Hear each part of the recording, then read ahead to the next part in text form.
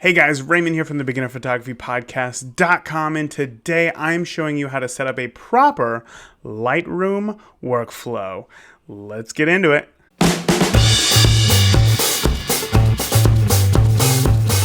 Hey guys, thank you so much for watching this tutorial.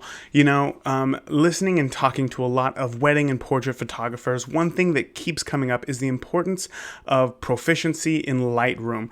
Being capable of what you're doing using Lightroom is extremely important, and Adobe Lightroom is the #1 most popular photo editing software in the industry, right? There's Photoshop. Some people ask, should I use Photoshop or should I use Lightroom? Well, it's important to know that both are owned by the same company, Adobe, and Lightroom's official technical name is Adobe Photoshop Lightroom, meaning that they are two completely different programs. I like to think of Photoshop as a way of retouching or photo manipulation, whereas Lightroom is it's cataloging all of your images and editing them up, putting on all the finishing touches. And because of that, as a wedding photographer, go through 95% of my workflow within Lightroom. The other remaining 5% is reserved for some heavy retouching or even photo stitching, but the majority of it is done in Lightroom. So today, I'm going to walk you through a workflow to show you how you can set yours up to be able to speed up your editing time and ensure success for the future so that you don't lose any photos. So, my Lightroom workflow comes down to 4 main steps. There's importing, there's culling out the photos, there's editing, and then there's exporting. So we're just gonna go ahead and get right into it. The first thing that you are gonna wanna do is open up Lightroom right here. So this is Lightroom. This is probably gonna be the default setup when you open it up. We're gonna go up to Lightroom, or if you're on a computer, or a PC rather, go to File, Lightroom, and then click on Preferences. Up at the top, you'll see a Performance tab. Click on that, and then make sure that both Use Graphics Processor and Use Smart Preview instead of Originals for photo or image editing are enabled. Go ahead and click out of that. And the reason why we are making sure that both of those things are enabled is that Adobe is focusing less on a powerful CPU and focusing more on a graphics processor. So if your graphics processor is pretty decent, we want Adobe Lightroom to use that to go through the image editing process instead of your CPU so that it'll just be quicker. The other thing, Smart Previews, is brand new to this version of Lightroom, and we will get into that in a bit, but that is going to really speed up your editing time. Okay, so here we go. We are going to import some photos. So the first thing you want to do is click on the import dialog, and that's going to bring you to this screen right here. And you're going to want to plug in a card from your camera. And guys, seriously, use a card reader, because if you just plug in your camera to a computer, these things aren't made to transfer photos very fast. I know there's a USB port, and that's typically made just for like tethering your camera. It's not made for offloading hundreds and hundreds of files. So get yourself a good card reader. I use one. I'll link it in the description below to the one that I have from Amazon. It's USB 3.0. It has, it can take compact flash, SD, all sorts of cards. It's going to save you a ton of time and a lot of headaches. So just go ahead and spend the $20 on a card reader. So once you plug in your memory card, you're going to see these 4 options right here. There's file handling, file renaming, apply during import, and destination. So once we open up file handling, you're going to see a few options. Build previews. So you'll see all the options right here. You see minimal, embedded in sidecar, standard, and 1-to-1. Now, build previews are basically the quality at which Lightroom is going to show you the photos while you're editing. So you would think that setting it up as minimal is going to really speed up your editing time, but there are countless blogs online and even videos here on YouTube that are going to prove to you that for some reason, minimal isn't faster. And in fact, 1-to-1, which is full resolution, is the fastest that Lightroom can produce. I don't know why. You would think that a much larger file size would screw everything up, but it doesn't. So we're not going to ask why. There's a lot of things in Adobe that we don't know, but we're just going to click 1-to-1. The next thing is build smart previews. You definitely want to build smart previews. And this is new to this version of Lightroom. Before, I didn't build smart previews, but now I do, because smart previews originally were intended so that if you were to import your photos onto an external drive, you could then unplug the external drive and continue to edit the photos, even though they weren't on your computer. Smart Previews is just a very small version of the original photo, right?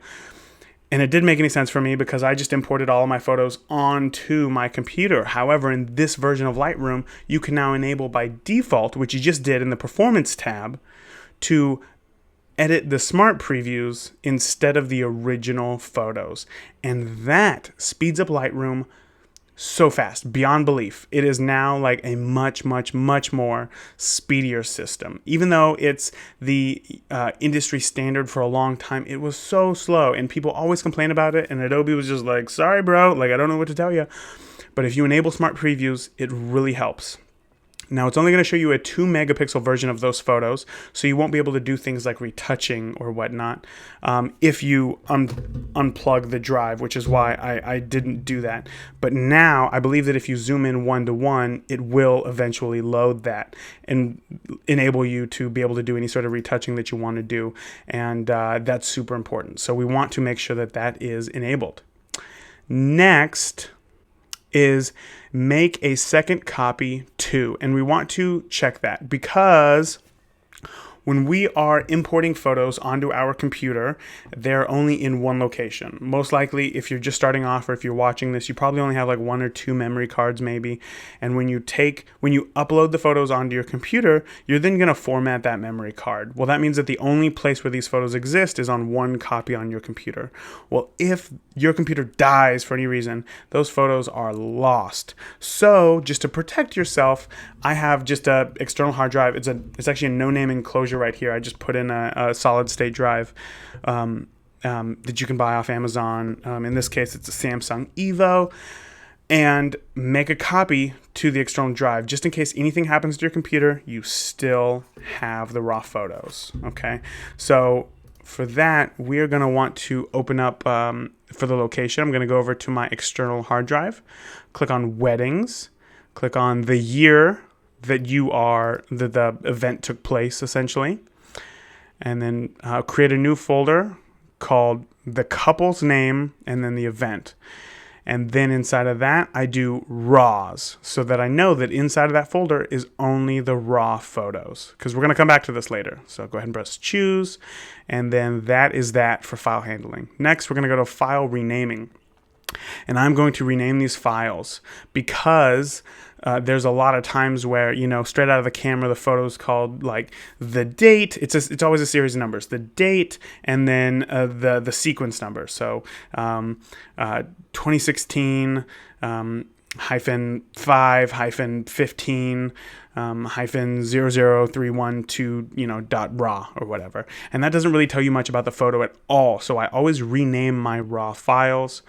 So in this case, once again, I'm going to call it couple's last name and then the wedding. And I make sure that it's custom name sequence so that I can add the sequence of 1 so that when I import these photos, the first one is going to be called 1, next one's going to be called 2, next one's going to be called 3, so that they're all in order.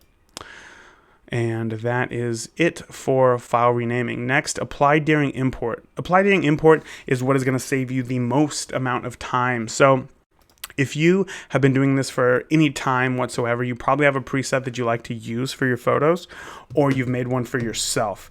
This is going to come super in handy.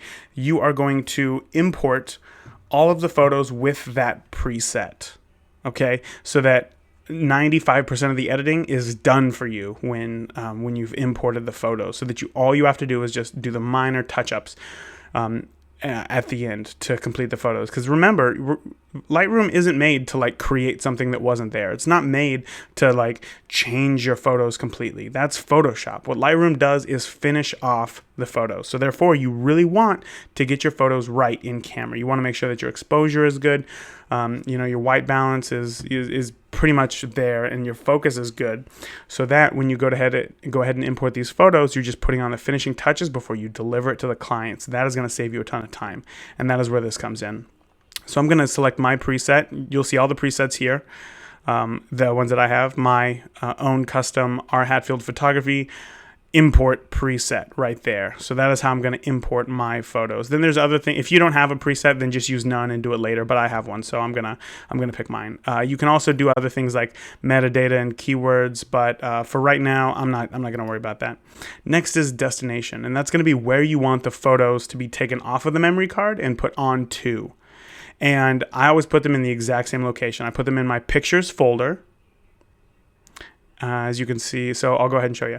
We go to my pictures folder, and then I have Lightroom photos folder, and then I have raw dump. Now, raw dump is simply because all of the photos that I'm editing currently are on my computer itself. After I'm done with a session, I put it on an external hard drive. So anything that's in raw dump, I know that I need to work on. So if all of your photos are going to be on your computer, then you can just skip the step. It can go straight from Lightroom photos to client name.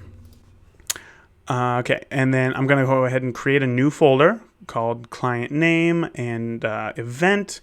I'm going to go ahead and close that out. And then I'm going to open it up back here in Lightroom right where it was. So pictures, Lightroom photos, raw dump. And now I'll see their folder right there. Scroll back up to the top and then add it to a subfolder called raw. Okay, now we are ready to import. Let's go ahead and press. Everything's good. Okay, yeah. Go ahead and press import. Okay, now it is going to start importing the photos right now. Now, this is going to take a while. One, because it has to build the one-to-one previews like we selected. The other, because it also has to make smart previews. So once it is done actually copying, which it's done now, as you can see here, it is now going to build the one-to-one previews and the smart previews. This is going to take a long time. So I'm just going to pause this. Because this is going to take like 3 hours, honestly, for about 650 photos or whatever it is. It's going to take about 3 hours. So I'm going to come back later. Okay, so we are back.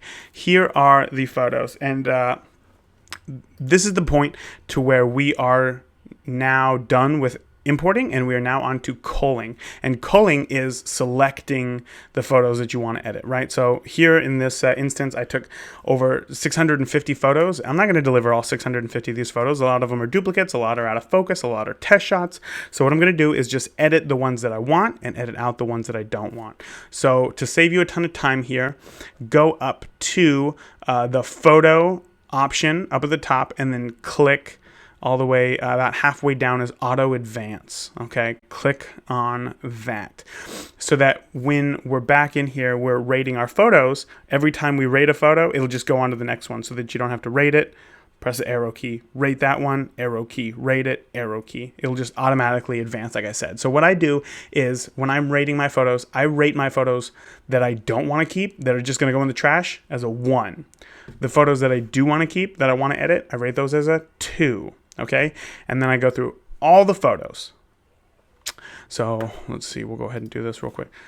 So I rate all the photos that I don't want, that I'm just going to throw away in the trash, as a 1. All the photos that I do want to keep as a 2.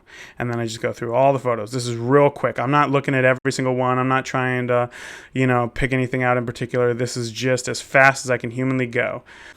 Okay, so now I'm going to, as you can see down here, we click on 2 stars to see where all of the photos that I actually want to edit. And now you'll see that out of the 658 photos, I only want to edit and keep 180 or so. So we're going to go through and cull these once again. I'm going to go through all these photos one more time and look for photos that I think are going to need retouched, right? Are going to need some sort of Photoshop work. And that is going to be a 3. That's what I'm going to rate them on the keyboard.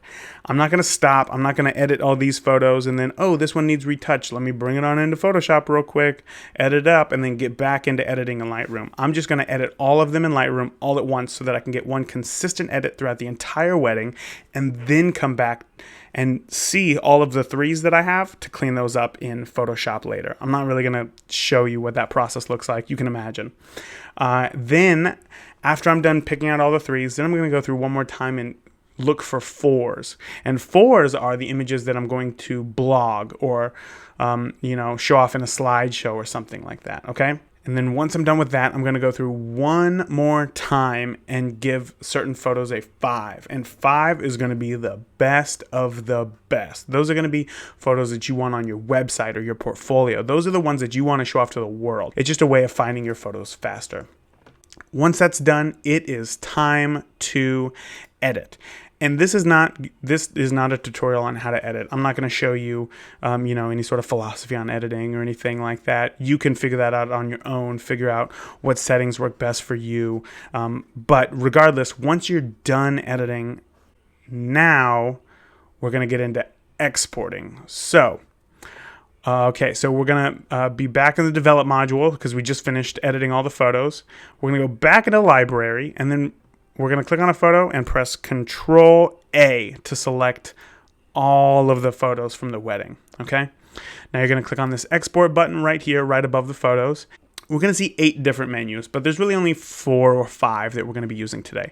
The first one is export location, and export location is where you want the photos exported. So I'm going to go back to the folder where I had the photos imported to, which right here is Smith Wedding, and press choose. And now I'm going to put it once again in another subfolder called edited. Okay, and then that's it. We're done with export location. Now file naming.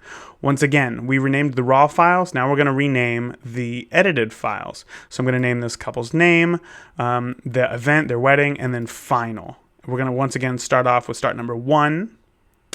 File settings.